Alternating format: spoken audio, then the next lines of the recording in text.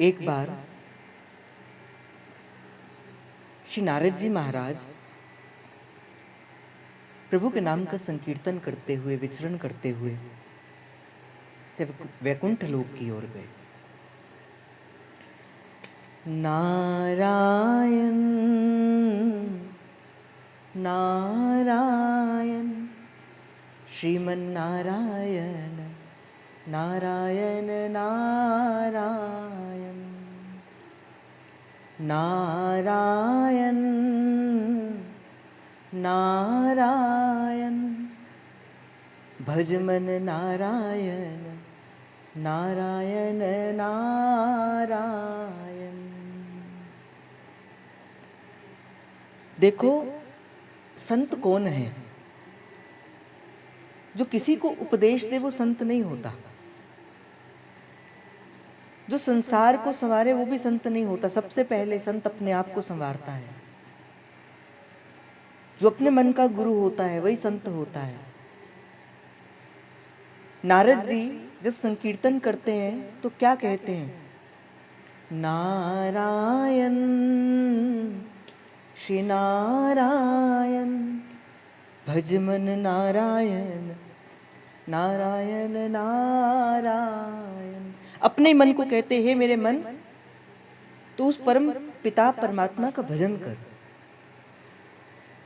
हमारी बात कोई नहीं सुनता। सबसे पहले हमारी बात किसको संभालनी है, किसको सुनानी है? अपने मन को ही सुनानी है। परसों की चर्चा के भीतर भी बड़े विस्तार से इस बात की चर्चा हुई। हमारा मन ही है जो हमारे बस के भीतर नहीं है। और रसिकों ने, संतों ने, वैष्णवों ने जब भी उपदेश दिया है तो किसको दिया है? बाहर नहीं दिया, अपने मन को ही उपदेश दिया है।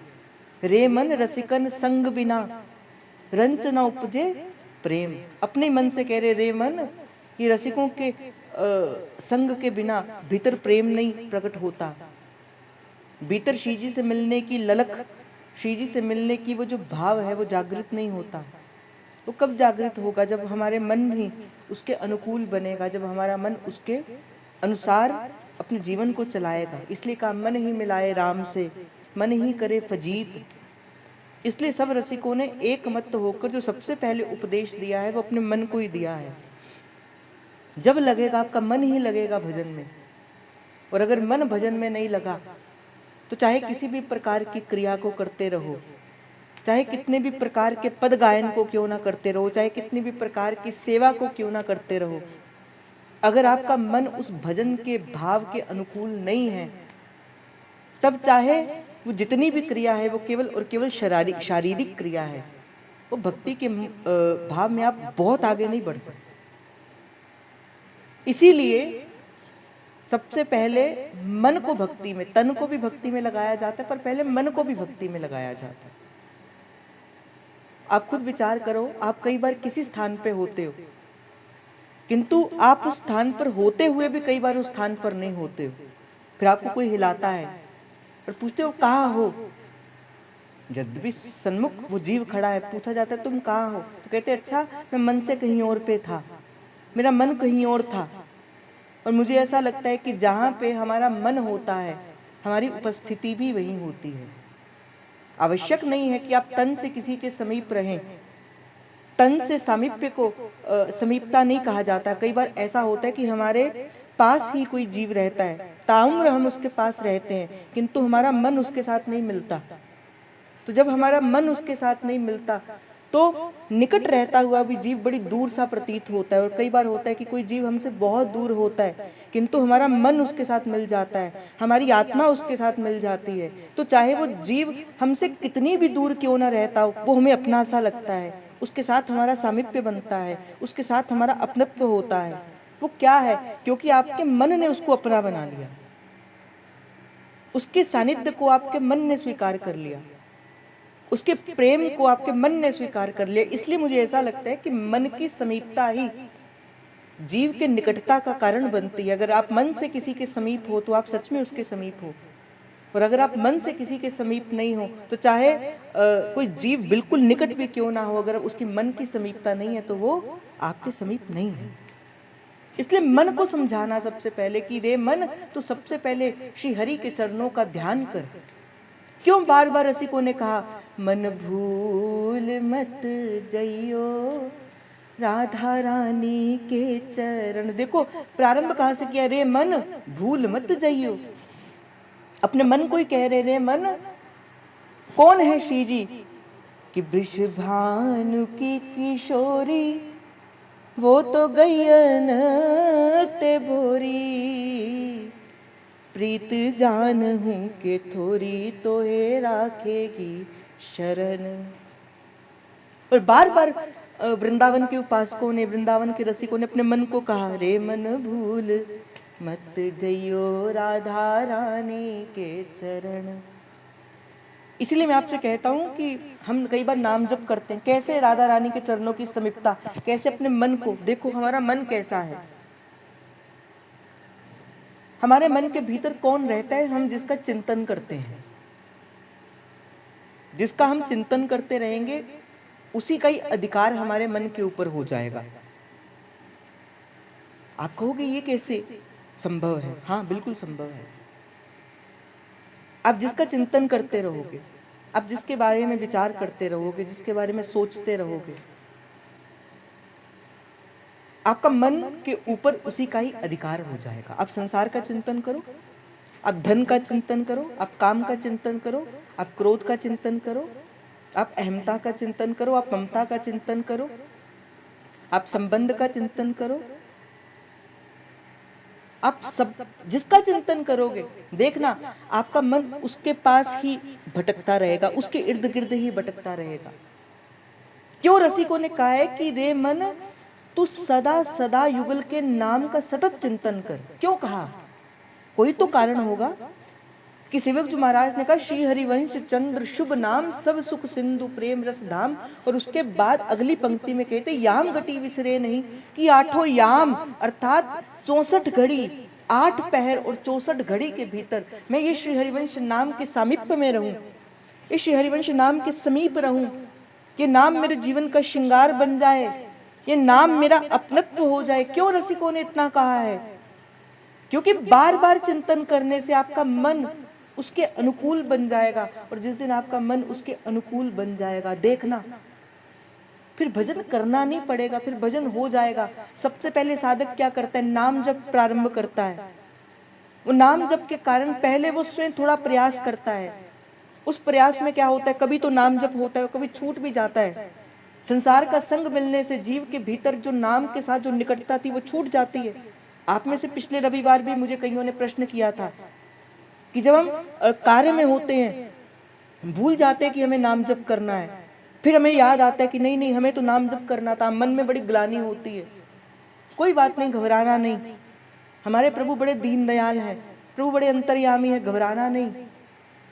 क्या करना? नाम जप करना। क्या करना? भजन करना। क्या करना? श्री जी की कृपा का सानिध्य सदा बना के रखना। इससे क्या होगा? इससे मन बार बार उसके अनुकूल बनेगा, उसके अनुरूप बनेगा। और अगर छूट भी जाए नाम तो फिर पकड़ के रखना। पहले थोड़ा सा प्रयास करोगे, फिर उस थोड़ा सा प्रयास करने के बाद क्या होगा? पहले थोड़ा प्रयास करोगे, फिर नाम स्वीकार कर लेगा, फिर भजन करना नहीं पड़ेगा, फिर भजन स्वतः ही हो जाएगा। जिनका भजन होता है, जो भजनानंदी संत हैं, जिनकी नाम की बड़ी जिन पर कृपा हुई है, कैसे पता लगेगा कि नाम ने हम पर कृपा करी है? भाई एक छोटा सा मैं उदाहरण आपको देता हूं। हम सोए हैं, रात्रि का समय है, अचानक हमारी जाग खुलती है, क्या देखते हैं? मन में राधा राधा राधा राधा चल रहा है। हम सोए हैं, जाग खुली और मन श्री हरिवंश कर रहा है। फिर कभी सोए हैं, जाग खुली तो मन के भीतर कोई पद चल रहा है। ये क्या है? कि वो जो मन है अब उसने उस नाम को स्वीकार कर लिया और नाम ने भी मन को स्वीकार कर लिया है। पर ये स्थिति तक आने के लिए सबसे पहले आपको थोड़ा सा प्रयास करना पड़ेगा। ऐसा नहीं कि स्थिति दूर की है, इसी संसार के भीतर भी वो जीव रहता है जिस जीवों को ये स्थिति प्राप्त होती है। इसी संसार के भीतर भी एक भक्त भी रहता है और इस संसार के भीतर ही एक संसार का जीव भी रहता है। प्रभु ने किसी विशेष प्रकार के भक्त और संसारी जीव के लिए किसी विशेष प्रकार के कोई अलग अलग संसार की रचना नहीं की है। भक्त भी इसी संसार में है और संसारी भोग भोग विलासताओं से ग्रसित जीव भी इसी संसार में है। भक्त क्या है? जो अपने मन को सदा प्रभु के रमण करके रखता है। और संसार क्या है? जो संसार की विषय विलासताओं के भीतर अपने मन को समाप्त कर रखता है। भोगी व्यक्ति को भी उसको भोग ही भोग दिखता है और भक्त व्यक्ति को तो हर जगह पे प्रभु का नाम ही नाम दिखता है। वो तो जहां देखता है लाली मेरे लाल की, जित देखूं तित लाल, और लाली देखने मैं गई तो मैं भी हो गई लाल। भक्त कैसा होता है? भक्त देखो, मैं आपको एक छोटी सी उदाहरण देता हूं। ये जो भक्त होता है ना, जो उसका उपास्य होता है, तीन चीजें होती हैं, भक्ति, भोक्ता और एक होता है भक्ति भोक्ता, एक होता है भक्त, भक्ति और भोक्ता। तीन चीजें होती हैं। भक्त कौन होता है? जो उपास्य होता है, जो उपासक होता है। भक्त कौन होता है? जो उपासक होता है। उपास्य, उपासना, इसके भी तीन चीजें होती, उपास्य, उपासना। भक्त कौन होता है? जो उपासक होता है। और प्रभु कौन है? जो उपास्य है। भक्त उपासक है, प्रभु उपास्य है और भक्ति उपासना है। बड़े ध्यान से इस बात को समझना, बड़े ध्यान से इस बात को सोचना। जो हमारा उपास्य तत्व होता है, जब हमारा मन उसके अनुकूल बन जाता है, जब हमारा मन उसके अनुरूप बन जाता है, हमारे उपास्य के गुण हमारे भीतर आने स्वाभाविक हो जाते हैं। अर्थात अगर आप प्रभु श्री राम जी के उपासक हैं, आपके जीवन के भीतर पहला गुण क्या आएगा? आपके जीवन के भीतर नम्रता आएगी, आपके जीवन के भीतर दैन्यता आएगी, आपके जीवन के भीतर मर्यादा आएगी। क्यों? क्योंकि आपके इष्ट कौन है? आपके इष्ट प्रभु श्री राम है। अगर आपकी इष्ट श्री किशोरी जी हैं, तो आपके भीतर क्या आएगा? आपके भीतर करुणा जगेगी, आपके भीतर प्रेम जगेगा, आपके भीतर वात्सल्य जगेगा। क्यों? क्योंकि आपकी इष्ट हमारी स्वामिनी श्री लाडली जी हैं। अगर आपके इष्ट ठाकुर जी हैं, आपके भीतर सबके प्रति प्रेम जगेगा, सबके प्रति अपनत्व जगेगा। क्यों? क्योंकि वो जगन्नाथ हैं, सबको देने की भावना जगेगी। क्यों होगा? क्योंकि आपके उपास्य वो हैं। और अगर आपके उपास्य के गुण आपके भीतर नहीं आ रहे हैं, आप हितोपासक हैं। हमारे उपास्य कौन है? हमारे उपास्य रसिकाचार्य महाप्रभु आचार्यवर श्री हरिवंश चंद्र महाराज, जो कि कौन है? वो प्रकट प्रेम को अवतार हैं। और अगर महाप्रभु के उपास्य होने के बाद भी अगर हमारे जीवन के भीतर प्रेम नहीं है, हमारे जीवन के भीतर सबके प्रति हित का भाव नहीं है, फिर काहे कि हम उपासक भी विचार करना। मैं आपको एक छोटी सी उदाहरण बताता हूं। एक बार शंकराचार्य जी महाराज के पास, अब देहाध्यास तो था ही नहीं शंकराचार्य जी महाराज को, अपने देह से पृथक हो चुके थे। वो भगवत समाधि में पहुंच गए। ऐसे ब्रह्मानंद निजानंद स्वरूप में विराजमान वो ऐसे सुंदर संत थे।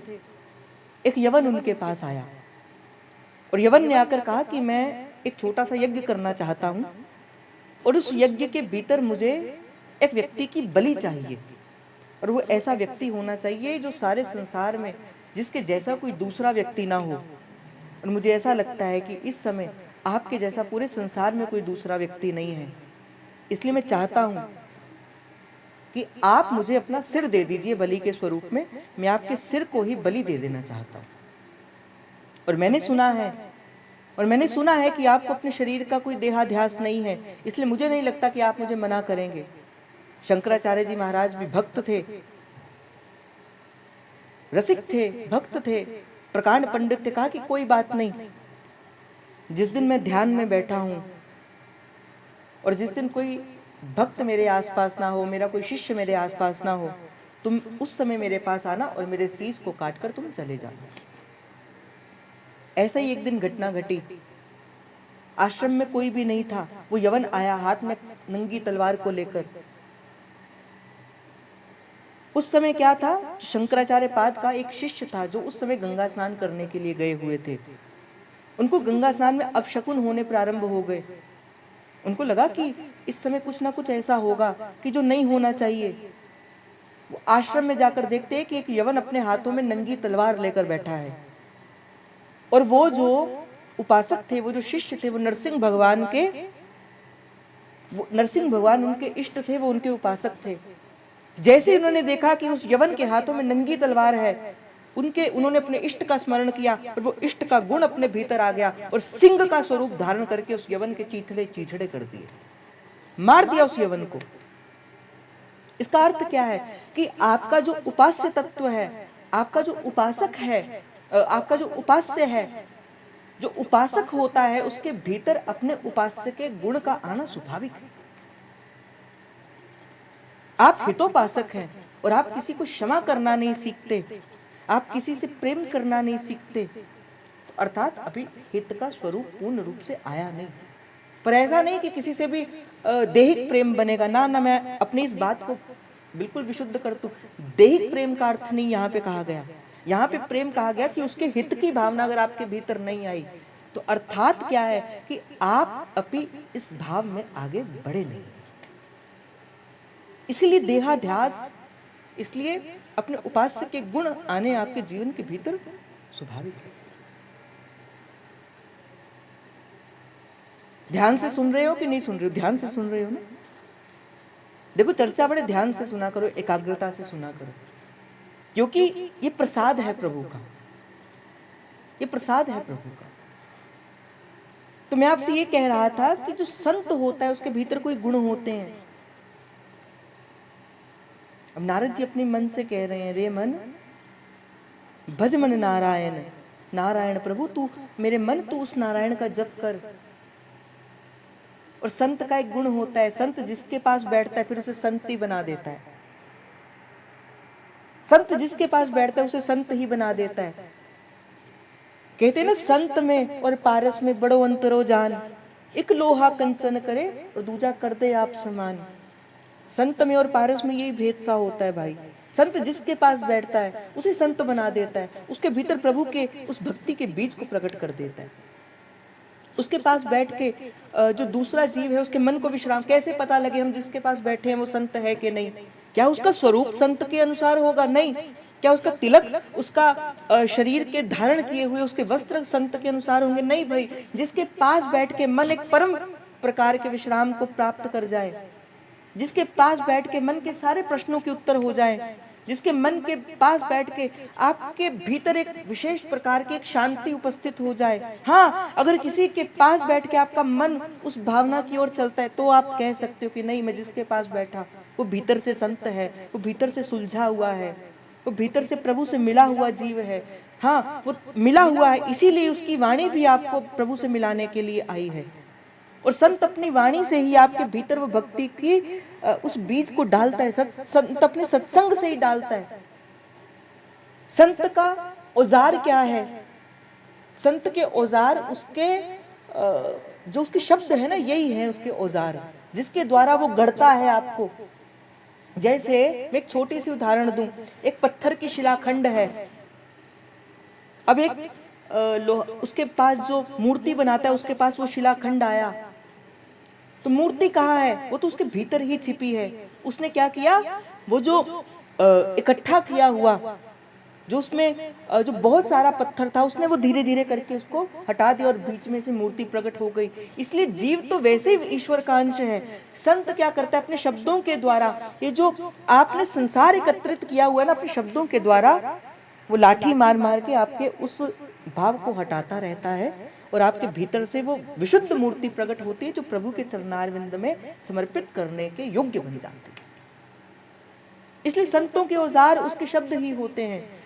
शब्द बान उर अंतर लागे, बींद दिया तन सारा, नाम रंग डारा, नाम रंग डारा पे, श्याम रंग डारा, नाम रंग डारा पे, श्याम रंग डारा, सतगुरु हो महाराज, मोह पे नाम रंग डारा। ये जो नाम का रंग है, ये तो सतगुरु ने ही डारा हमारे जीवन के भीतर।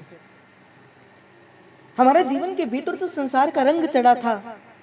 स्याही रंग छुड़ाई केरी, दियो मजीठा रंग, धोए से छूटे नहीं रे, दिन दिन होत सुरंग, दिन दिन होत सुरंग, मजीठा रंग, चुनर मोरी रंग डारी, मेरे साहिब है रंग रेस, चुनर मोरी रंग डारी, मेरे सतगुरु है रंग रेस, चुनर मोरी रंग डारी। क्या है उसने, कैसे रंगा आपको? क्यों मेरे साहिब है रंग रेज और चुनर मोरी रंग डाली, कि भाई जो एकत्रित किया हुआ, जो हमारे भीतर जो हमने जो जन्य कर किया हुआ, जो एकत्रित किया हुआ जितना भी मल था, मेरे साहिब ने एक बार उसे अपने साबुन से धो दिया। और संत का उसकी जो शब्द है वही उसका साबुन है। मेरे सतगुरु है रंग रेस, चुनर मोरी रंग डार। कई बार ऐसा होता है हमारे भीतर कई मैला कपड़ा होता है, मैला जीव है, जिसे कहते हैं ना, मैली चादर ओढ़ के कैसे द्वार तेरे मैं आऊं। हमारा जीव मैली चादर की जैसा है, और वो एक ऐसा है, वो एकदम से उसको धोता नहीं है। हम एक स्थान पर कहते हैं ना, मिटा कर विषय पंख से धीरे धीरे, प्रिया लाल के प्रेम सर में नवाया। क्यों तुलसी बाबा को कहना पड़ा ऐसी भक्ति करे बहुकाल? जैसे मान के चलो ये वस्त्र है, ये अचला है, अब इस वस्त्र मैला है और पतला भी है, पुराना भी है, और इसे धोना भी है, इसे स्वच्छ भी करना है, इसे निर्मल भी करना है। अब ये अचला मुझे बड़ा प्रिय है, मुझे चाहिए भी। अब मैं इसमें साबुन लगाऊंगा तो इतना नहीं घसीटूंगा कि भाई ये फट ही जाए, क्योंकि फट ही जाएगा तो मैं धारण करने योग्य नहीं रहूंगा। तो क्या करूंगा, धीरे धीरे, कभी थोड़ा मैल निकलेगा, कभी थोड़ा मैल निकलेगा, फिर थोड़ा मैल निकलेगा। पर जब ये क्रिया मैं करता जाऊंगा, एक बार, दो बार, तीन बार, 5 बार, 10 बार, फिर एक दिन ऐसा होगा ये जो अचला है ये बिल्कुल स्वच्छ हो जाएगा। ऐसा ही जीव है। सतगुरु क्या करता है, एक बार में नहीं करता, तो धीरे धीरे एक एक शब्द के द्वारा एक एक अवगुण को दूर करता जाता है, एक एक अवगुण को दूर करता जाएगा, करता जाएगा। फिर एक दिन क्या हो जाएगा, आपका जीव का चित्त निर्मल हो जाएगा। और जिस दिन जीव का चित्त निर्मल हो जाएगा, उस दिन निर्मल मन जन सो मोहि पावा, मोहे कपट छल छिद्र ना पा। जिस दिन वो छिद्र मिट जाएंगे, अभी तो क्या है ना, निंदा, चुगली, अस्तुति, अनेक प्रकार के दोषों को लेकर हमारा मन बैठा है। कैसे प्रभु के सन्मुख जाएंगे? और मैंने कल भी कहा था, कामुख ले विनती करूं, अब लाज आवत है मोह, तोहे देख अवगुण करूं, मैं कैसे बाहूं।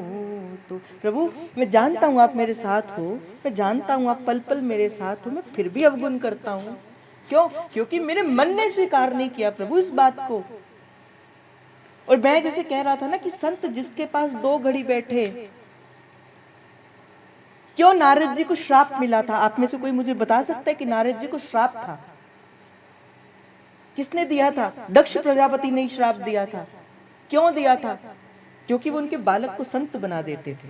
उनके बालक के भीतर वो प्रभु के कहते थे कि नारद जी का ना हमने स्वरूप पता नहीं कैसे कैसे आजकल बना दिया लोगों ने, किंतु जो नारद जी का जो स्वरूप था वो कैसा है, संत विशुद्ध मिले ही प्रतीति, वो जिसके जीवन के भीतर आते थे। नारद जी ध्रुव जी के जीवन के भीतर आए, प्रभु से प्राप्ति करवा दी। नारद जी प्रहलाद के जीवन के भीतर आए, प्रभु से प्राप्ति करवा दी। नारद जी माता पार्वती के जीवन के भीतर आए, महादेव से प्राप्ति करा दी। तो नारद जी तो जिसके जीवन के भीतर आते थे, मैं तो ये कहता हूँ भक्ति मार्ग के आचार्य है हमारे नारद जी, भक्ति मार्ग में आचार्य वर हैं हमारे नारद जी। और मैं एक बड़े विश्वास से इस बात को कहता हूं, अगर भक्ति के मार्ग में आगे बढ़ना है तो एक प्रणाम नारद जी को भी अवश्य किया करो। क्यों करना है भाई, यहीं से ही गुरु परंपरा जो प्रारंभ हुई है वो नारद जी के द्वारा ही हुई है। नारद जी ही आदि गुरु है, मुनि नहीं है, वो महामुनि है। संतों की कृपा होना इस जीवन के भीतर अनिवार्य है। इसलिए एक प्रणाम श्री नारद जी के, हाथ जोड़कर एक बार प्रणाम करिए श्री नारद जी के जीवन के भीतर भी, श्री नारद जी के चरणारविंद में भी एक बार प्रणाम करिए। इसीलिए मुझे ऐसा लगता है कि भक्तों की कृपा से ही भक्ति हृदय के भीतर आती है। और नारद जी से बढ़कर भक्त कौन होगा, जो 24 घंटे चलते फिरते बस एक ही उनके मुख में रहता है कि नारायण नारायण भजमन नारायण नारायण नारायण। हाथ में वीणा पकड़े हुए सदा इस भगवत नाम का उच्चारण करते हुए इस तीनों लोक भूमंडल को जो पवित्र करते हैं, ऐसे हैं नारद जी महाराज हमारे जीवन के भीतर। इसलिए एक प्रणाम नारद जी महाराज का भी किया करो। इन्हीं की कृपा से प्रभु आएंगे, क्योंकि प्रभु के बड़े प्रिय, हमारे राधा वल्लभ लाल को बड़े प्रिय है हमारे नारद जी भी। तो ये जिसके जीवन के भीतर आते थे उसी कोई संत बना देते थे, उसी कोई वैष्णव बना देते थे। दक्ष को अच्छा नहीं लगा, श्राप दे दिया, बोले तुम 2 घड़ी कहीं पे भी बैठ नहीं सकते। तो श्राप मिल गया, पर कहते हम राजी है उस रजा में जिस रजा में मेरा यार राजी। कहा कि ये श्राप मुझे किस कारण से मिला कि मैं कीर्तन भक्ति का प्रचार चलते फिरते करूं। प्रभु कहते हैं, प्रभु क्या कहते हैं, प्रभु कहते हैं जो मेरे नाम का, जो मेरे कीर्तन का, जो मेरी कथा का प्रचार इस सारे संसार में करता है, वो जीव मुझसे सबसे प्रिय होता है। वो जीव मेरे लिए अपने समान ही होता है। क्यों? क्योंकि उसने उसके जीव के हृदय के भीतर भक्ति के पोषण को जगाया है। भक्त और भगवान में कोई भेद नहीं होता। तभी तो नाभादास जी महाराज ने कहा भक्ति भक्त भगवंत गुरु। ये क्या है? चतुर नाम भपु एक। भक्त के जीवन में भक्त के ऊपर आपकी निष्ठा कैसी होनी चाहिए, मैं आपको एक बात बता दूं, भक्त के ऊपर आपकी निष्ठा कैसी होनी चाहिए, जैसी निष्ठा आपकी भगवान के ऊपर है। गुरु के ऊपर आपकी निष्ठा कैसी होनी चाहिए, जैसी निष्ठा आपकी परमात्मा के ऊपर है। अगर ऐसी निष्ठा होगी तो उसके मुख से जो निकलेगा वो आपको भगवत प्राप्ति करा देगा। इसीलिए मैं आपसे कहता हूं संतों के उसकी करनी में मत जाओ, क्योंकि संत कई बार संसार को दूर करने के लिए अनेक प्रकार के आचरण करता है कि सारा संसार उसको घृणा की दृष्टि से देखे। कई बार ऐसे हुआ है, सुखदेव जी महाराज ऐसे किया करते थे, सबको गालियां निकाला करते थे, पत्थर मारा करते थे। क्यों किया करते थे ऐसे? ताकि सारा संसार उनको घृणा की दृष्टि से देखे। कई बार संतों के जीवन के भीतर ऐसी घटनाएं होती कि संत ऊपर से कठोर होते हैं किंतु भीतर से एक नारियल की भांति वो जल से भरा होता है, प्रेम से भरा होता है उनका हृदय। पर पहचानने वाला जीव जाइए, इसलिए संत के पास उसके आचरण के ऊपर मत, उसका भाव देखो, वो भक्ति की किस सीमा में है, उस भक्ति के भाव को देखकर जाना चाहिए। ये बात सरल नहीं है, पर ये बात अपने अगर जीवन के भीतर धारण कर लोगे तो कभी किसी संत के प्रति अपराध नहीं बनेगा। प्रभु कहते मैं सब सह सकता हूं, मैं सब सह सकता हूं, तुम मुझे कैसा भी अपराध कर लो मैं सब सह लूंगा। पर प्रभु कहते भक्त अपराध को एक क्षण और पल में टारत सोई। आप भक्त का एक पल का अपराध करते हो, हम कई जन्म चाहे कई जन्म चाहे हम भक्ति मार्ग में सिद्ध बन जाएं, पर जैसे ही भक्त का अपराध बन गया, हम उसी क्षण भक्ति के मार्ग से नीचे गिर जाएंगे। भक्त का अपराध प्रभु कभी स्वीकार नहीं करते, क्योंकि प्रभु के श्रीमुख वाक्य है, अहम भक्तापराधीनो, मैं भक्तों के अधीन हूं, मैं भक्तन को दास, भगत मेरे मुकुटमणि। इसीलिए कभी भी आपके जीवन में भूल कर भी मनसा वाचा कर्मणा अगर किसी भक्त का अपराध बन गया, क्या होगा? मन शुष्क हो जाएगा। और शुष्क मन में, कहते हैं ना, रेत के ऊपर, भालू के ऊपर, क्या कभी कोई बीज अंकुरित हो सकता है क्या? चाहे जितना मर्जी जल दे दो, नहीं हो सकता। कैसे होगा? क्योंकि उसकी जो उर्वरकता शक्ति है वो समाप्त हो चुकी है। उसी प्रकार ही जिस क्षण आपके जीवन के भीतर किसी संत के प्रति कोई अपराध बन जाएगा, मनसा वाचा कर्मणा किसी भी प्रकार का अवगुण आ जाएगा, क्या होगा? आपका मन शुष्क हो जाएगा, आपका मन उस रेत की भांति हो जाएगा जिसमें चाहकर भी वो भक्ति का जो बीज है वो कभी अंकुरित नहीं हो सकता, और आप भक्ति के मार्ग से दूर हो जाओगे, हट जाओगे, परे चले जाओगे, और प्रभु के मार्ग पर जाने से आप दूर चले जाओगे।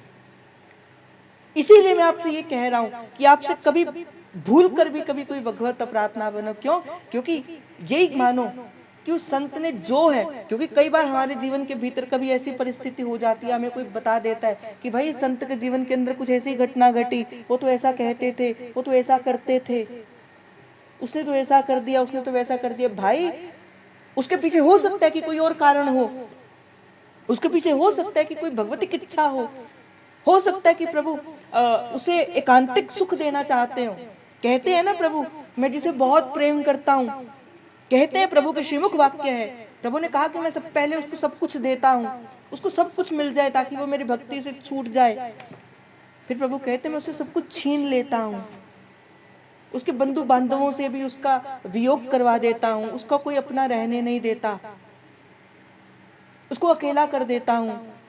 फिर कहते प्रभु, फिर भी अगर मेरे मार्ग से नहीं हटता, मैं उसे बहुत सा धन देता हूं ताकि वो उसी में उलझा रहे। कहते वो फिर भी अगर मेरे मार्ग में नहीं हटता, फिर मैं क्या करता हूं? उसके जीवन के भीतर कोई कलंक लगा देता हूं, उसके जीवन के भीतर कुछ ऐसा कर देता हूं कि सारा संसार उसको घृणा की दृष्टि से देखे, सारा संसार उसके ऊपर थू थू करे। ये क्या है? ये प्रभु की इच्छा है, जिसके कारण प्रभु उसको एकांतिक देना चाहते थे, उसे अपना सुख देना चाहते थे। ये प्रभु ने किया। इसलिए कभी किसी संत के ऊपर भूल कर भी आपका कभी अपराध ना बने, आप महाप्रभु के मार्ग से दूर चले जाएंगे। क्योंकि मेरे आचार्य की आज्ञा है, ये जिए जान श्याम श्यामा पद कमल संगी सिर नायो, जैसे हित हरिवंश प्रपंच बंच सब काल व्याल को खायो। ये जो कुछ भी संसार के मध्य में देख रहे हो, ये काल इसको खा जाएगा, पर विशुद्ध भक्ति क्या है? संत के चरणों के प्रति आपका संपूर्ण समर्पण, यही आपकी विशुद्ध भक्ति। इसके भूल कर भी कभी किसी संत के ऊपर आपका अपराध ना बन जाए, उसके जीवन के, उसके आचरण से कभी आपका कोई अपराध ना बन जाए। वो प्रभु की इच्छा थी, प्रभु ने उसके ऊपर कलंक लगाया है, वो प्रभु की इच्छा थी। आप मत करिए, आप कुछ भी कह के, आप उसकी निंदा करके, उसकी स्तुति करके अपने जीवन को, अपनी भक्ति के मार्ग से दूर मत जाइए। ये कलयुग का प्रभाव है भाई, ये कलयुग ऐसा ही है। इसमें संतों को अनेक प्रकार के दुख का सामना करना पड़ता है, किंतु आपके जीवन, आपका भाव ऐसा नहीं होना चाहिए। संत निंदा सुनने वाले के जो कान है वो बड़े बुरे होते हैं। इसलिए संतों के चरणों में तो केवल मस्तक धारण करना चाहिए। संतों के चरणों में तो केवल अपने आप को धारण करना चाहिए, केवल संत चरण रज मांस। और संत कौन? श्री भागवत मध्य यश गावत, श्रीमुख कमलाकंत, हिंसा लोभ दंभ सब छाड़े, विष सम देखे माया, और छोटा सा अपने को जाने। और यही है सबकी का, यही इतने गुण जामे सो संत। श्री भगवत देव जी कहते, पर बात यह है कि भगवत रसिक की बातें और रसिक बिना कोई समझ सके। मैं यहां से कहता रहूंगा, आप सुनते भी रहोगे। मेरा तो काम है भाई कहना। मैंने तो एक भी दिन कहा था, मैं तो कैसा हूं, मैं तो चौकीदार की भांति हूं। मैं तो नित्य प्रति आपको 2-3 बातें कह के चला जाता हूँ। 2-3 बातें मेरे को रटी रटाई हैं, एक 3-4 बातें मेरी रटी रटाई हैं। क्या? एक तो श्री हरिवंश नाम जपो, मैं आपको नित्य प्रति यही कहूंगा। दूसरा, आप सहचरी हो, श्री जी आपसे प्रेम करती हैं, बस ये कहता हूँ। और तीसरा, किसी संत का प्रार्थना बन जाए। ये तो रटी रटाई बातें हैं, मुझे और कुछ नहीं आता। क्या आता है मुझे कुछ और? मुझे आज तक बताओ, इसके अलावा मैंने आपको कुछ सिखाया है क्या? पर इन 3 बातों से अगर मेरी बात बन सकती है, मुझ जैसा जीव अगर इसके द्वार पर स्वीकार किया जा सकता है, तो आपकी भी बात बन जाएगी। ये 3 बातें मेरे को आती है। क्या? कि मैं हूं श्री हरिवंश का, मेरे श्री हरिवंश, मेरे तो सर्वस्व मेरे महाप्रभु। दूसरी बात, मैं आपसे यही कहता रहता हूं कि भाई आप कौन हो? आप संसारी मनुष्य नहीं हो, आप तो श्री जी की निज सहचरी हो। बस ये 2 बातें। और तीसरी, किसी संत का प्रार्थना बन जाए, किसी वैष्णव का प्रार्थना बन जाए, नाम जप करो, श्री हरिवंश नाम जप करो। बताओ, आज तक मैंने आपको कोई चौथी बात बताई हो ना? मैंने कोई बताई नहीं आपको। कैसे बताऊंगा? मेरे जीवन के भीतर स्वयं नहीं है। मैं तो वो दूं ना आपको जो मेरे पास है, और मेरे पास मुझे नहीं लगता कि इसके अलावा कुछ और है। श्री हरिवंश ही है मेरी झोली में। आओ, आके ले लो और खाली कर दो मेरी झोली, बस यही है। और तो कुछ नहीं है मेरी झोली में भाई, खाली है, महाप्रभु ही है। और मैं तो देना चाहता हूं आपको, मैं तो देने के लिए बैठा हूं यहाँ पे। मैं नहीं संजो के रखना चाहता। क्यों? क्योंकि मुझे पता है, क्योंकि अगर मैं आपको दूंगा, आपके भीतर प्रभु के नाम का भाव जागेगा, तो कहीं ना कहीं तो मेरे ही आचार्य के यश का वर्धन होगा, मेरे ही महाप्रभु के भाव का वर्धन होगा, मेरे ही महाप्रभु के आप अगर मेरी श्री जी के निज महल में जाओगे तो मेरी श्री जी को सुख प्रदान करोगे। इसलिए भाई मैं तो चाहता हूं आप ले लो मेरे से सब कुछ। पर बात वही है ना, कौन लेगा? जिसके भीतर श्रद्धा होगी, जिसका पात्र खाली होगा। आज ही मैं किसी से कुछ कह रहा था, कोई था, शायद अभी भी होंगे वो, कि यहाँ पे वैसा है, उस काल में वैसा है, मैं वो काल में। मैंने कहा तुम्हें क्या करना है किसी काल का? हम तो ये देखें कि भाई हमें श्री जी मिलेंगी कि नहीं मिलेंगी, हमें क्या लेना, किस खंड में क्या होता है, किस काल में क्या होता है। हमें तो बस इतना ही जानना है, हम हैं श्री हरिवंश के और मेरे श्री हरिवंश। इसलिए कभी भी भूलकर किसी संत का अपराध मत करना। अच्छा बताओ, कहां से चर्चा थी? कहां पे थे हम चर्चा में? बताओ कहां पे थे चर्चा में? कहां से ये भाव प्रारंभ हुआ संत का? बताओ, चर्चा सुन रहे हो? लिख कर बताओ मुझे। मन तो था, पर चर्चा प्रारंभ कहां से हुई? हाँ, नारद जी। देखो नारद जी ऐसे है ना, ऐसे ही है नारद जी, भक्ति मार्ग के आचार्य।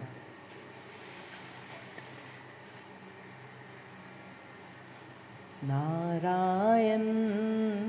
चलो नारद जी का स्मरण हो गया तो 2 मिनट के लिए श्री नारद जी के इष्ट का स्मरण करते हुए, यही तो होता है भक्त का गुण, कि भक्त का स्मरण करके उसका जो आराध्य है, उसका जो उपास्य है, उसका स्मरण आना स्वतः ही हो जाता है। यही तो होता है भक्त का, यही तो होता है भक्त का। भक्ति यही तो है, भक्त की संपत्ति भी तो यही है कि उसका स्मरण होने से उसके आराध्य का स्मरण हो जाए। आओ 2 मिनट प्रेम से भरकर, और जो कर सकता होगा अपने वीडियो ऑन वो भी करके देख लेना, है ना? जो करना चाहता होगा, जो कर सकता होगा, कोई ऐसा नहीं। नारायण नारायण श्रीमन नारायण, नारायण नारायण, नारायण नारायण भजमन नारायण, नारायण नारायण, नारायण नारायण श्रीमन नारायण, नारायण नारायण, नारायण नारायण श्रीमन नारायण, नारायण नारायण, नारायण नारायण, नारायण नारायण नारायण भजमन नारायण। नारायण नारायण नारायण नारायण। तो ये भक्ति का गुण होता है। आपकी भक्ति ऐसी हो, कोई आपका स्मरण करे, उसे आपके इष्ट का स्मरण हो जाए, उसे आपके गुरु का स्मरण हो जाए। आप किसके हो आपको कहना ना पड़े। मैं तो कई बार आपसे कहते आया हूं, आप किसके हो, क्यों आपको कहना पड़ता है आप किसके हो। आपको देखकर आप किसके हो। जैसे कई बार क्या होता है, हमें देखकर कोई कह देता ना, अच्छा तुम उनके पुत्र हो, तुम उनके भाई हो, तुम उनकी बहन हो। क्योंकि हमारे शरीर का हाव भाव, हमारा मुखमंडल, हमारी बोली, हमारी सब कुछ उनके साथ मिलते हैं। तो ऐसे कोई आपको देखे और आपको देखकर कहे अच्छा तुम उनके हो, आपको कहना ना पड़े आपका गुरु कौन है, आपको कहना ना पड़े आपका इष्ट कौन है, आपको कहना ना पड़े आप किसके हो, आप किसके द्वार के भिखारी हो, आप किसके द्वार के नौकर हो, आपको कहना ना पड़े। अगर आपको ना कहना पड़े, इसका अर्थ क्या है कि आपके इष्ट ने आपको स्वीकार कर लिया है, तभी तो आपको कहना नहीं पड़ रहा। आपके भीतर उसके गुण स्वतः ही आ गए। जैसे पुत्र जो होता है उसके भीतर पिता के गुण स्वतः ही आ जाते हैं, उसी प्रकार ही जो शिष्य होता है उसके भीतर गुरु के गुण स्वतः ही आ जाते हैं। जो उपासक होता है उपासक के गुण उसके भीतर स्वतः ही आ जाते हैं। नारायण नारायण भजमन नारायण नारायण नारायण। कोई आपको देखे ना, कोई आपको देखे, आपको देखकर ही कहे जय जय राधा वल्लभ श्री हरिवंश, जय जय श्री वृंदावन श्री वनचंद। मेरे साथ हुआ कई बार, घटा है मेरे साथ ऐसी घटना, मेरे साथ कई बार ऐसी घटना घटी है। मैं एक बार की बात है, मैं कहीं पे जा रहा था, कई बार जाते जाते कोई मुझे जीव मिले, मैं जानता भी नहीं हूँ वो कौन है, मैं जानता नहीं भी कैसे हैं, फिर मेरे को आके कहते राधे राधे। और एक तो मुझे ऐसा मिला, मुझे दूर से कहते श्री हरिवंश। मैं मन में सोचूं, मैंने कहा मैं इस जीव को जानता भी नहीं हूँ, पहचानता भी नहीं हूँ, पर ये जीव मुझसे श्री हरिवंश क्यों कह रहा है, किसने कहलवाया। जो मेरे भीतर बैठी मेरी वो प्रेमा भक्ति है। पर यद्यपि मैं भक्त नहीं, मैं भक्त नहीं हूँ, भक्तों के चरणों की रज को धारण करने वाला एक छोटा सा कीट हूँ। पर मेरे सतगुरु कृपा कीनी, मोहे नाम की संपत्ति दीनी। मैं हरि नाम गुण पाया, मेरे जीवन में रस आया। मेरे सतगुरु कृपा कीनी, मोहे नाम की संपत्ति दीनी।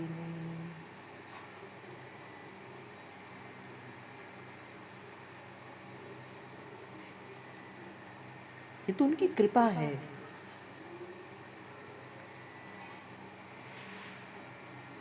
जैसे एक बड़ा प्यारा भाव है, आवोनी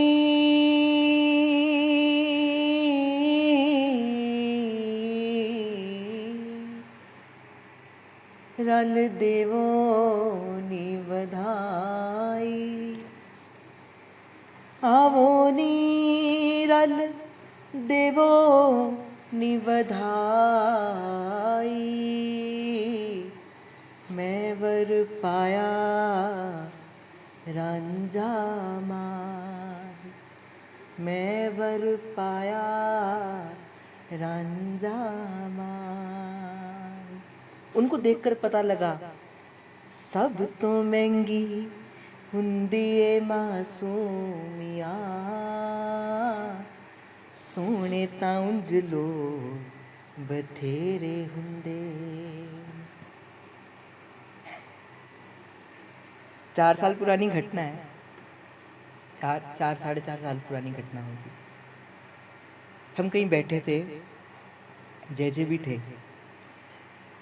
तो कोई बात करनी थी, तो मैंने बस यही कहा, मैंने कहा सब तो महंगी हुंदी ए मासूमिया, सोने तां उंज लोग बथेरे हुंदे,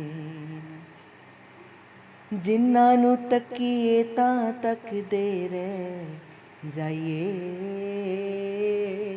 तकदे अर्थात देखिए, जिन्हां नूं तकदे तां तकदे रह जाइए।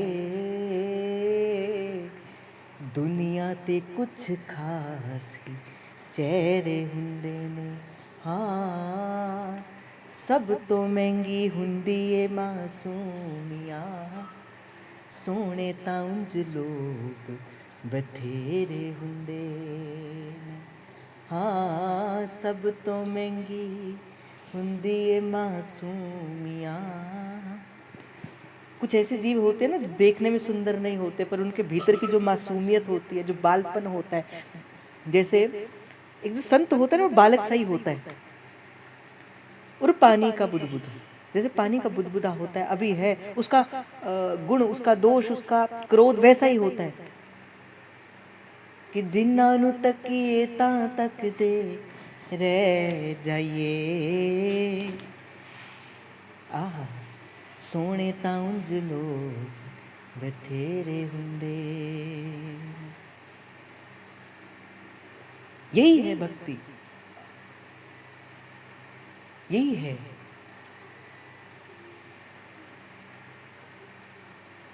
आह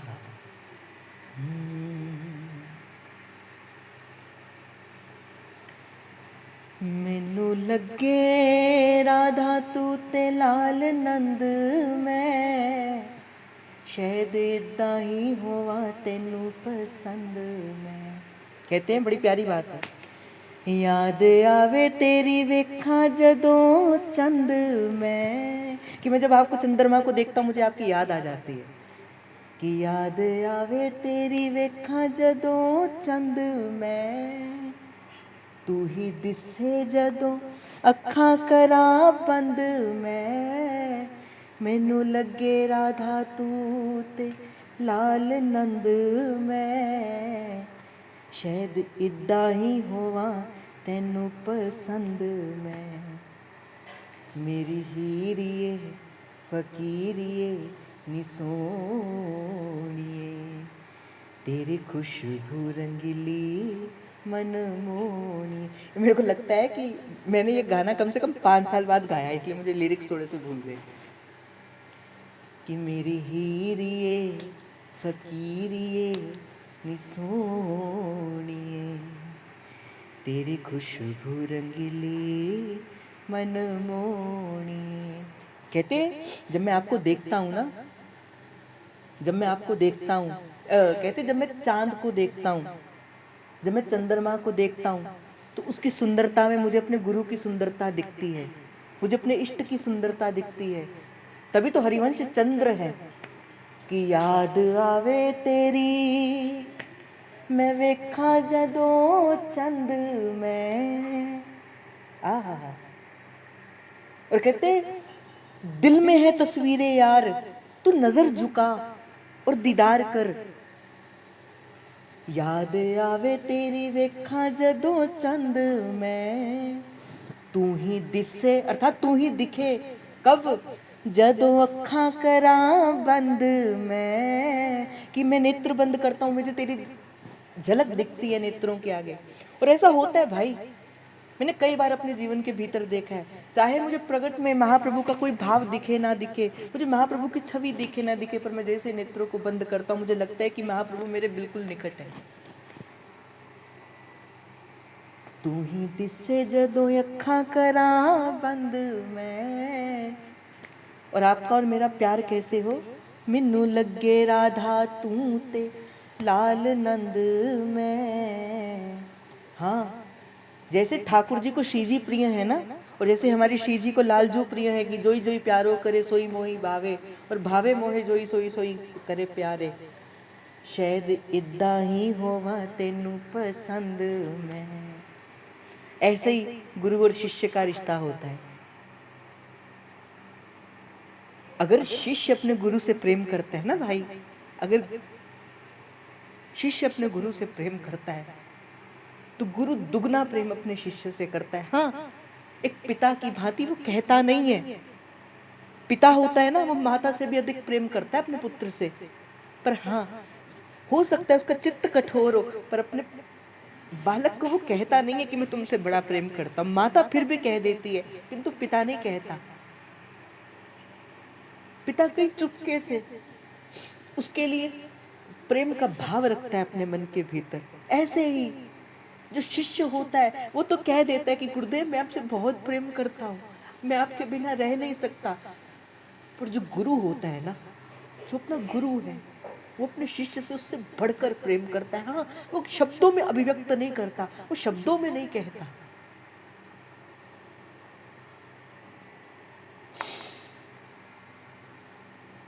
मैं परसों की घटना बताऊं, चलो छोड़ो, पर क्या ही बतानी है, पर ये बात सच्ची है। गुरु बहुत प्रेम करता है आपसे, और इतना प्रेम करता है, इतना प्रेम करता है कि शायद मेरे पास शब्द नहीं है कि मैं उस भाव को कैसे प्रकट कर सकूं। ये तो प्रेम है।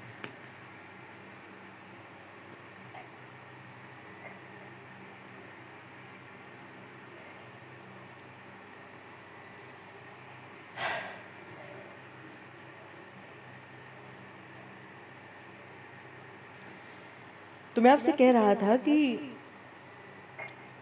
नारद जी गए कहां पे? वैकुंठ में। और वैकुंठ में जाकर माँ से कहते हैं, माँ प्रभु दिख नहीं रहे, कहाँ है मेरे प्रभु, कहाँ है मेरे आराध्य, मेरे नारायण कहाँ है? माँ ने कहा कि वो ध्यान करने बैठे हैं। ध्यान करने? जो सर्वेश्वर है, जो सर्वनियंता है, जो सर्वाकार है, वो किसका ध्यान करेगा? वो किनका ध्यान करने के लिए बैठे हैं? खैर प्रभु की समाधि छूटी, देखा सन्मुख नारद जी खड़े हैं। कहो कहो नारद, कैसे आना हुआ? कहा प्रभु मेरे मन के अंदर एक प्रश्न है। प्रभु ने कहा कि नारद पूछो, तुम तो मेरे ही अवतार हो, क्योंकि भक्त और भगवान में कोई भेद होता ही नहीं। नारद तुम तो मेरे बड़े प्रिय हो, पूछो क्या पूछना चाहते हो? कहा प्रभु आप तो जगदीश्वर हो, आप तो जगत नियंता हो, जगताकार हो, जगन्नाथ हो, ये सारा संसार आपसे बना है, आप किसका ध्यान करते हो? हंसकर प्रभु कहते, नारद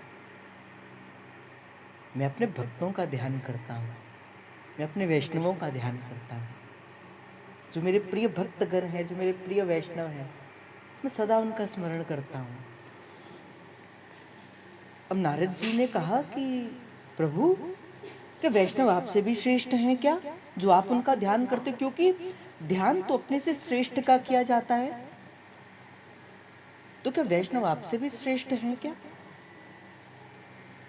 प्रभु ने कहा हाँ, मोते अधिक संत करी लेखा, मुझसे भी अधिक संत है, मुझसे भी अधिक वैष्णव है,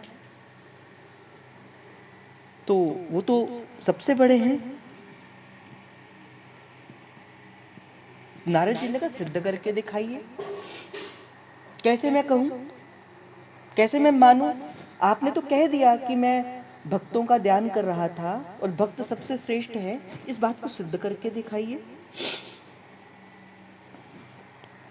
तो प्रभु ने कहा नारद अच्छा मैं तुझसे कुछ पूछता हूं, मुझे उसका उत्तर देना।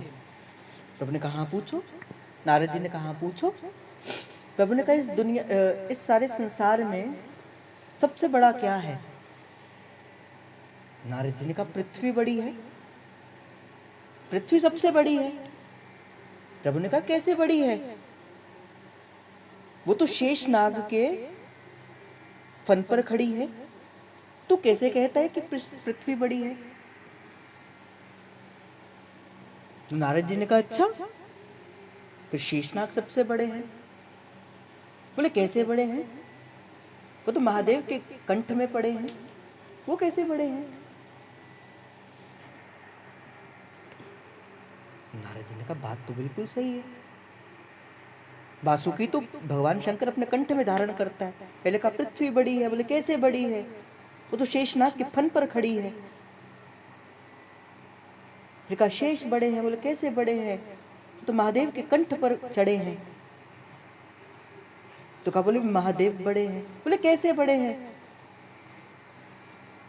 बोले रावण ने तो उनको अपने सिर पर उठा लिया था, वो कैलाश सहित उठा लिया था, वो तो सिर पर चढ़े हैं। बोले कैसे बड़े हैं? अच्छा, बोले तो रावण बड़े हैं, बोले कैसे बड़े हैं? बोले बाली ने उनको अपनी भुजाओं में लेकर रख लिया था। बोले रावण भी कैसे बड़े हैं? बोले रावण भी बड़े नहीं हैं। तो कहा फिर बाली बड़ा होगा। तो कहा बाली भी कैसे बड़ा? प्रभु ने उसको मारा, राम जी ने उसको एक बाण से मार दिया।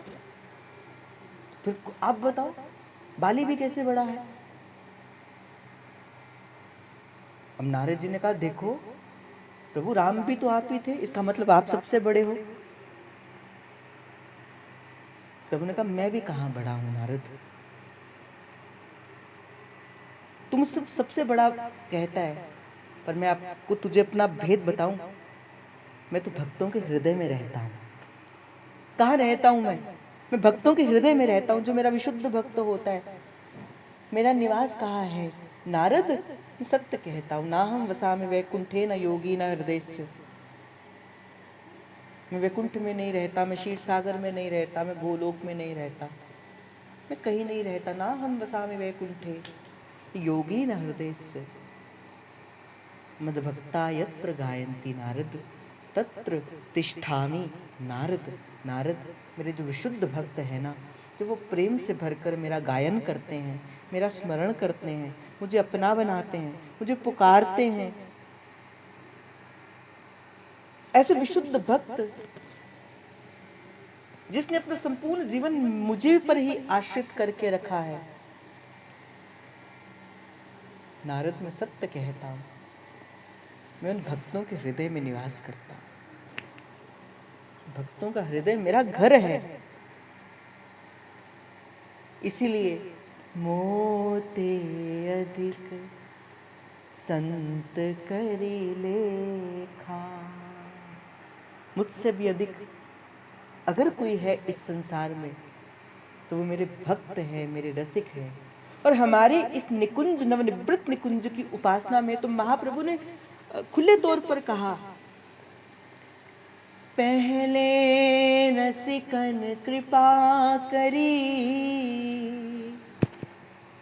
मैं तब पायो हरिवंश,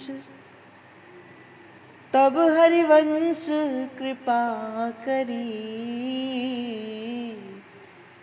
कटे व्यास के संज। फिर कहा प्रथम सखियन की कृपा मनाऊं, तब यारस को कनिका पाऊं। क्यों कहा गया हरिवंश उपासकों के पास रहो? क्यों कहा गया? इसी कारण से। क्यों ठाकुर जी भी यद किंकरीषु बहुशा खलु काकवाणी, नित्यं पुरस्य पुरुषस्य शिखंडमूलिः। क्यों ठाकुर जी भी सहचरियों के चरणों पे अपना मस्तक रखते हैं? श्री कृष्ण स्तु भगवान स्वयं, जो कृष्ण जो भगवान है, अखिल लोग चूड़ामणि पर दीन अपनपो माने। क्यों? क्योंकि प्रीत की रीत रंगीलो ही जाने। क्यों वो सहचरियों के मस्तक, सहचरियों के चरणों पर अपना मस्तक कर देते हैं? क्यों? क्योंकि पता है श्री जी किसके अधीन है? श्री जी सहचरियों के अधीन है, सखियों के अधीन है, हमारे महाप्रभु सखियों के अधीन है। कोई सखी प्रेम से भरकर आपको स्वीकार कर ले, स्वीकृति दे दे, तब श्री जी आपसे मिल सकती, अन्यथा श्री जी भी चाहकर आपसे नहीं मिल सकती। सहचरियों के परबस हैं हमारी लाडली भी, सहचरियों के परबस हैं हमारे महाप्रभु। कोई महाप्रभु का अपना कोई आपका हाथ पकड़ के महाप्रभु के पास लेकर जाएगा, फिर ही आप महाप्रभु को देख सकोगे। फिर महाप्रभु हाथ पकड़कर श्री जी के पास लेके जाएंगे, तभी श्री जी मिल पाएंगे। पर बात वही है ना, भगवत रसिक रसिक की बातें रसिक बिना कोई समझ सके ना। रसिक कौन छाड़ रसिक रसिकनी जू के रस बिहार की बात, ना कुछ कहे ना मन चले चासो रसिक कहिए। एक तो भाई मुझे तो ये नहीं समझ आता, आप कथा सुनने आते हो कि क्या करने के लिए आते हो? भाव कोई और चल रहा है, देश कोई और चल रहा है। कथा का भाव कोई और है और कथा चलती कोई और है। कथा में तो हम अष्टयाम में हैं, पर श्री जी बैठकर कहती हैं, बोली इस बार इनको इतना वेट कराऊंगी, इतना वेट कराऊंगी, इतना वेट कराऊंगी। असल में बात कोई नहीं है, गलती आपकी नहीं है, हमारी श्री जी को, हमारा श्री जी को जाने का मन ही नहीं, श्री जी को नींद ही नहीं आ रही।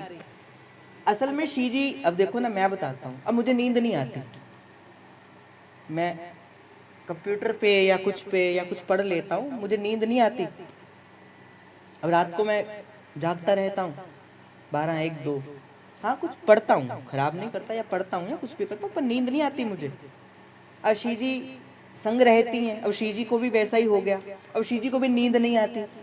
यद्यपि निकुंज की उपासना में तो शयन कर चुकी है, पर एक प्रेम भाव है ना। अब हम दोनों बैठकर यहाँ पे बातें करते रहते हैं कई बार। अब श्री जी भी वैसी हैं, अब श्री जी भी वैसी हैं कि श्री जी, अब शयन का समय हो गया, अब श्री जी कह रही अब मैं सोने तो मैं दूंगी नहीं। अब श्री जी सो ही नहीं रही, अब श्री जी शयन में जा ही नहीं रही। अब जब श्री जी शयन में जा ही नहीं रही, तो मैं कैसे श्री जी को शयन में लेके चले जाऊं? मैं नित्य प्रति सोच कर आता हूँ, आज श्री जी को शयन में घुसा दूंगा, बीच में लेकर जाऊंगा। श्री जी कहती बेटा कैसे घुसाएगा, कैसे लेके जाएगा? पहले द्वार पर मैं द्वारपाल खड़े कर दूंगी। तो आज नारद जी आ गए, कल व्यास जी आ गए थे, कल व्यास जी ने जाने नहीं दिया, आज नारद जी आ गया, नारद जी ने जाने नहीं दिया। अब 4-5 दिन तो हमारे महाप्रभु ने ही निकाल दिए, महाप्रभु ने ही नहीं जाने दिया। अब मैं यही विचार कर रहा था, मैंने कहा अब कल किस संत को आप लेकर आओगे? कल व्यास जी ने नहीं जाने दिया, आज नारद जी ने नहीं जाने दिया, 4-5 दिन महाप्रभु ने नहीं जाने दिया। मैं श्री जी से कह रहा हूँ, मैंने कहा श्री जी अब आप मुझे ये बताओ, आप कल किस संत को आप चुनोगे कि अपने पास लाने के लिए? पर चलो लाडली जू की जैसी इच्छा, क्योंकि भाई मैं सच कहता हूँ 9:49 तक मुझे ये नहीं पता होगा चर्चा में चलना क्या है। ये तो जैसे श्री जी जहाँ से चलाती हैं वहीं से चल पड़ते हैं। मैं तो नित्य प्रति आता हूँ कि आज श्री जी शयन कुंज में पधारेंगे, अब श्री जी अड़कर बैठ गई मान करके कि बोले हम नहीं जाएंगे। अब श्री जी अड़कर बैठ जाते हैं कि हम नहीं जाएंगे, हम नहीं जाएंगे, हम क्या करें? अब श्री जी जाना ही नहीं चाहती, अब जब जाना ही नहीं चाहती हम भी भेजेंगे ही नहीं श्री जी को, है ना। अब श्री जी को भेजना ही नहीं है हमने कहीं पे भी। चलो आज का भाव श्री प्रिया जी के चरणों में समर्पित। भगेलिया जी आने को तैयार हैं, किंतु आपने जाना नहीं है, तो आज का भाव श्री लाडली जी के चरणों में समर्पित। आप सभी के हृदयस्थ मेरे हित प्रभु को, मेरे प्रेम प्रभु को जय जय श्री हरिवंश, जय जय श्री हरिवंश, जय जय श्री हरिवंश। प्रणाम।